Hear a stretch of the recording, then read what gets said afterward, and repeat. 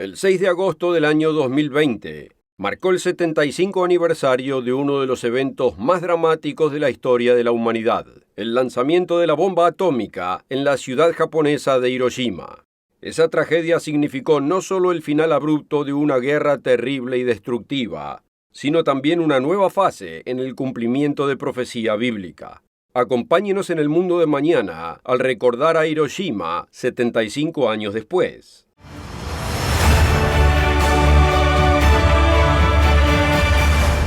Saludos y bienvenidos a otra edición del Mundo de Mañana. Me alegra que estén aquí. Hoy recordaremos el bombardeo de Hiroshima hace 3/4 de siglo. Examinaremos las implicaciones de este evento en la profecía bíblica y veremos cómo los acontecimientos de Hiroshima contribuyen al panorama. Haremos una pausa para darle oportunidad de obtener un DVD gratuito, Escape de la Gran Tribulación. Asegúrese de contactarse con nosotros para obtener su copia gratis. El tiempo desde la Segunda Guerra Mundial sigue volando y pocos recuerdan sus detalles. Pero los detalles son importantes. Si hubiese estado allí en septiembre de 1939, vería la invasión alemana de Polonia y vería a Polonia resistiendo con soldados a caballo, al mando de múltiples caballerías en defensa de su nación. Si avanzamos hasta las finales acciones militares de la guerra, veremos las nubes en forma de hongo de las explosiones atómicas sobre las ciudades japonesas de Hiroshima y Nagasaki en 1945. En solo 6 años, la humanidad pasó de la guerra a caballo, como lo había hecho durante milenios, a desatar el poder del átomo en una única arma horrenda, capaz de desolar ciudades enteras en instantes. Es difícil pensar en un ejemplo más pasmoso de la capacidad humana que haya causado más muerte, estrago y destrucción. Hiroshima representó un terrible punto de inflexión. Claro que desde que el hombre ha explorado la ciencia, ha utilizado sus descubrimientos para inventar nuevas formas de matar al prójimo, y la bomba atómica que devastó Hiroshima fue un arma como ninguna otra que el hombre haya desatado. Con el código de Little Boy, la bomba atómica se aprovechó del descubrimiento de Einstein de la equivalencia de la materia y la energía. Es decir, la materia se puede convertir en energía y la energía se puede convertir en materia. En el caso del Little Boy, la bomba contenía 64 kilogramos de uranio 235, un elemento radioactivo que el mecanismo de la bomba podía utilizar para crear una reacción en cadena, causando que los átomos se dividieran en más átomos en cuestión de milisegundos. La división de estos átomos convirtió parte de la materia en energía, liberando el mismo poder destructivo que 16.000 toneladas de TNT. Sorprendentemente, la cantidad de materia necesaria para producir tal explosión fue equivalente a menos que un clip abrochapapeles.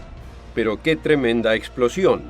Casi todas las estructuras dentro de un radio de 1,5 kilómetros de la zona cero fueron completamente arrasadas, muchas por la explosión inicial y otras por la tormenta de fuego resultante, que cubrió más de 6,5 kilómetros cuadrados. Por varias razones, las cifras son difíciles de estimar, pero se estima que el número de muertes instantáneas en Hiroshima se encuentra entre los 70 a 80.000 personas y decenas de miles más en las próximas semanas por radiación, quemaduras y lesiones. Después de bombardear Hiroshima, el presidente Harry Truman se dirigió al pueblo estadounidense explicando respecto a los japoneses: si no aceptan ahora nuestros términos, pueden esperar una lluvia de ruinas desde el aire, como nunca se ha visto en esta tierra. Al no aceptar la rendición, se lanzó otra bomba sobre la ciudad japonesa de Nagasaki 3 días más tarde, y se agregaron otras 40 a 80.000 muertes. 5 días después, los japoneses se rindieron incondicionalmente. La humanidad se aprovechó de las fuerzas más primitivas de la naturaleza para desatarlas de la manera más destructiva. Los dos ataques en sí no figuran en la profecía, más allá de cómo los eventos de la Segunda Guerra Mundial reconfiguraron las potencias mundiales. Sin embargo, Los eventos de Hiroshima y Nagasaki tienen un significado profético que no debe pasarse por alto. En Mateo 24, Jesucristo habla de un tiempo aún futuro, pero no muy distante, en que la civilización toma un rumbo sombrío. Después de advertir a los cristianos que oren por la ayuda de Dios, dice: porque habrá entonces gran tribulación, la cual no la ha habido desde el principio del mundo hasta ahora, ni la habrá. Y si aquellos días no fuesen acortados, nadie sería salvo. Mas por causa de los escogidos, aquellos días serán acortados. Fíjese bien, Jesús dijo que llegaría un momento único en la historia de la humanidad, que implicaría una gran tribulación. ¿Qué tan peligroso sería? Él dice en el versículo 22 que, a menos que esos días fueran acortados, ninguna carne sería salva. Hasta el 6 de agosto de 1945, podría haber sido difícil para el público imaginar conflictos, guerras y armas tan devastadoras que tendrían el potencial de acabar con todo ser vivo, de modo que ninguna carne sería salva. Pero después del bombardeo de Hiroshima, este versículo y esta profecía comenzó a tomar nuevas posibilidades. La autoaniquilación humana ya no parecía tan difícil de imaginar. Pero la historia no se detiene ahí. Una vez desatado el poder del átomo, ya no se volvería atrás. Pronto las mayores y más mortíferas armas jamás usadas en la guerra se convertirían en un juego de niños. Al crear armas atómicas, el hombre había aprendido a dirigir las fuerzas más fundamentales de la naturaleza hacia la destrucción de su prójimo. Pero el humano no estaba satisfecho con el nivel de destrucción que había alcanzado. Los 75 años siguientes a la destrucción de estas dos ciudades vieron una escalada de poder destructivo que aturde la imaginación y hace que el cumplimiento profético sea más fácil de creer. No contentos con permitir que Estados Unidos tenga sola posesión del arma más devastadora en existencia, 4 años después de Hiroshima, la Unión Soviética probó su propia arma atómica, llamada Primer Rayo, aunque apodada Joe 1 por los Estados Unidos, en honor a Joseph Stalin. Poco después comenzó la carrera, ya que las superpotencias, Estados Unidos y la Unión Soviética, buscaron crear armas cada vez más poderosas en el transcurso de la Guerra Fría, para asegurarse que su enemigo no tuviera ventaja. Si bien las armas atómicas generaban su poder a través de la fisión, dividiendo los átomos en más átomos, un poder aún mayor se obtendría a través de la fusión, combinando dos átomos en uno. Este es el mismo proceso que faculta al Sol encima nuestro. Un arma nuclear basada en la fusión, llamada bomba termonuclear o bomba de hidrógeno, tenía la capacidad de ser mucho más poderosa que sus progenitores más sencillos. Y tanto Estados Unidos como la Unión Soviética compitieron por desarrollar el arsenal más abundante posible de las bombas más poderosas. Considere la escalada de estas armas en evolución. La bomba atómica que Estados Unidos lanzó sobre Hiroshima tenía la potencia de unos 16 kilotones de TNT, generando una nube tipo hongo que se extendía un poco más de 17 kilómetros hacia arriba. En 1952, Estados Unidos probó Ivy Mike, primera bomba de hidrógeno termonuclear basada en fusión. Ivy Mike produjo una explosión de cerca de 10 megatones de TNT. Eso sería 10 millones de toneladas de TNT, seguida en 1954 por la prueba de Castle Bravo, que produjo una explosión equivalente a 15 megatones de TNT. Eso es casi 1000 veces más poderosa que el arma lanzada sobre Hiroshima. La nube de hongo de Castle Bravo alcanzó unas 25 millas o 40 kilómetros de altura.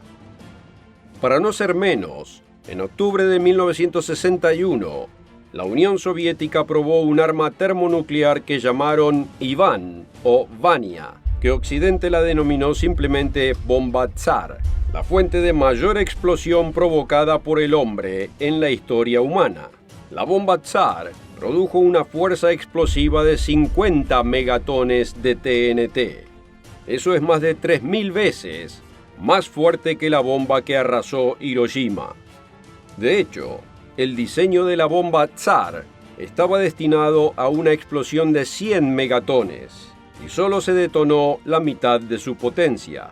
La nube de hongo formada por la bomba Tsar alcanzó más de 65 kilómetros en la atmósfera, un testimonio de las fuerzas que el hombre estaba aprendiendo a desatar. En la cima de su poder, Estados Unidos comandaba un arsenal de aproximadamente 31.255 ojivas nucleares y la Unión Soviética unas 45.000, y cada uno estaba preparado para usarlas. Gerald Weston, productor ejecutivo de El Mundo de Mañana, escribió un artículo fascinante en la revista El Mundo de Mañana de marzo-abril del 2020, en el que detalla lo cerca que estuvo la Guerra Fría de una guerra nuclear de proporciones catastróficas. En ese artículo, brinda detalles sobre el Plan Operativo Único Integrado de Estados Unidos, o CIOP, en el que, en respuesta a un ataque nuclear de los soviéticos, Estados Unidos dispararía toda arma en su arsenal en un esfuerzo por destruir la Unión Soviética, China y algunas otras naciones comunistas de un solo golpe. Su artículo se puede leer en línea en elmundodemañana.org. Pero nuestro viaje desde Hiroshima tampoco termina aquí.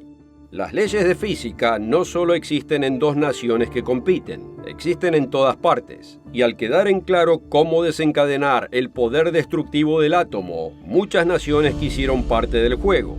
En julio del 2019, la Asociación de Control de Armas informó sobre el arsenal nuclear estimado de 9 naciones. Estados Unidos, 6.185 ojivas. Reino Unido, 200. Francia, 300. Israel, 90. Pakistán, 160. India, 140. Rusia, 6.490. China, 290 y Corea del Norte, 30. Esta lista no incluye naciones como Irán y otras que han expresado interés en programas de armas nucleares o que se sospecha que tienen tales programas. Estas armas, tan horrendas en su capacidad para destruir vidas humanas, están ahora en manos de varios gobiernos con múltiples motivos. Cuanto más naciones las posean, mayor el riesgo de que se utilicen, ya sea a propósito o accidentalmente, y mayor el riesgo de que otras facciones les pongan las manos encima. Se sospecha que algunas de estas naciones tratan con organizaciones terroristas que solo necesitan material y oportunidad para desarrollar sus propias armas, con la habilidad de agentes deshonestos para crear un dispositivo nuclear y detonarlo en un área metropolitana, o incluso la tal bomba sucia, que no destruye edificios, sino que propaga radiación. La probabilidad de un futuro evento nuclear parece solo incrementar. Uno pensaría que la capacidad de devastar ciudades enteras en un solo ataque, y dejemos la capacidad de lanzar cientos o quizás miles de ataques a la vez, satisfaría el deseo de la humanidad de ser capaz de causar devastación. Pero no es así. Y la profecía nos da una idea de qué tipo de ataques podemos ver en el futuro. En el último segmento, hablamos de la proliferación masiva de armas nucleares en el mundo y el horrendo poder destructivo que representan. Y los que leen la profecía bíblica tendrían que admitir que la devastación provocada por armas nucleares, como las arrojadas sobre Hiroshima y Nagasaki, concuerdan bien con las descripciones bíblicas de la destrucción profetizada. Considere la advertencia de Dios a ciertas naciones, como Gran Bretaña, Estados Unidos y otras de descendencia británica, registrada en Ezequiel 6, versículo 6. Donde quiera que habitéis, serán desiertas las ciudades, y los lugares altos serán asolados, para que sean asolados y se hagan desiertos vuestros altares, y vuestros ídolos serán quebrados y acabarán. Y vuestras imágenes del sol serán destruidas, y vuestras obras serán deshechas. Él dice similarmente en el capítulo 12, versículo 20, y las ciudades habitadas quedarán desiertas, y la tierra será asolada, y sabréis que yo soy el Señor.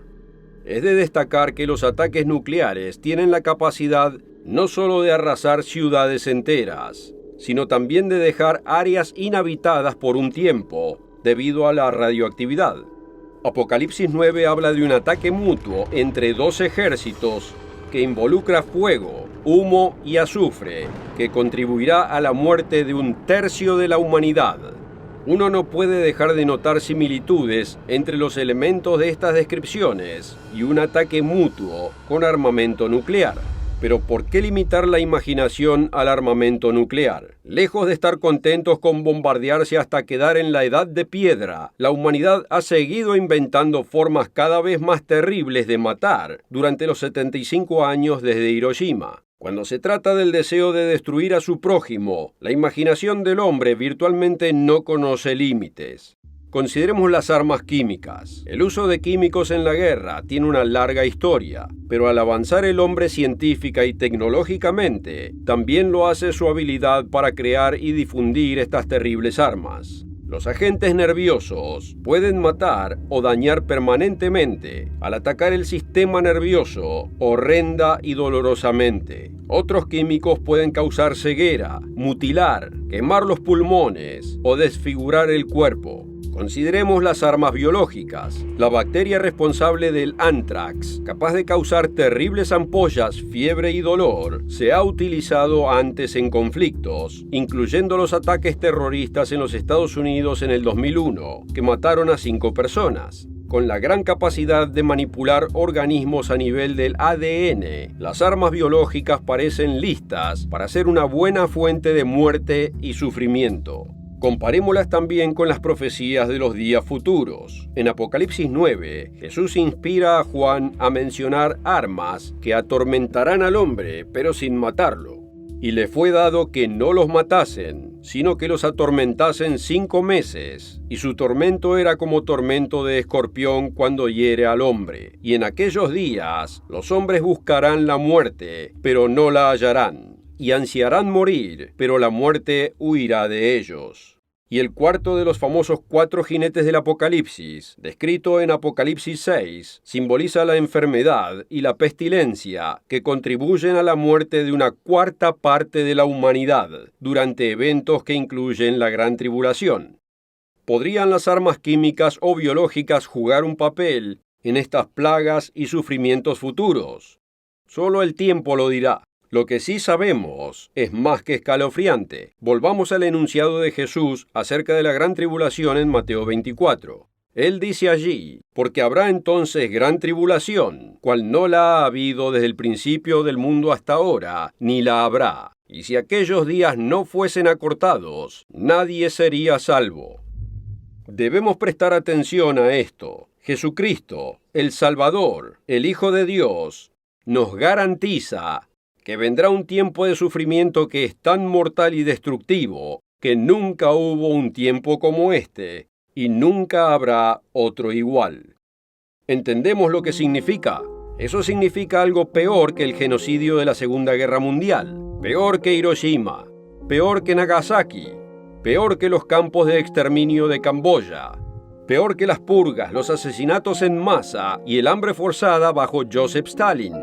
El hombre se infligirá a sí mismo sufrimiento, dolor y guerras que minimizarán estos otros acontecimientos. Es fácil imaginar que nos hemos vuelto más civilizados en 75 años desde Hiroshima, pero al decir la verdad, no somos más civilizados de lo que éramos entonces. Y el humano está preparado para hacerle al mundo entero lo que una vez le hizo a esas 2 ciudades en 1945. Pero si está profetizado que esto sucederá, ¿hay algo que podamos hacer al respecto?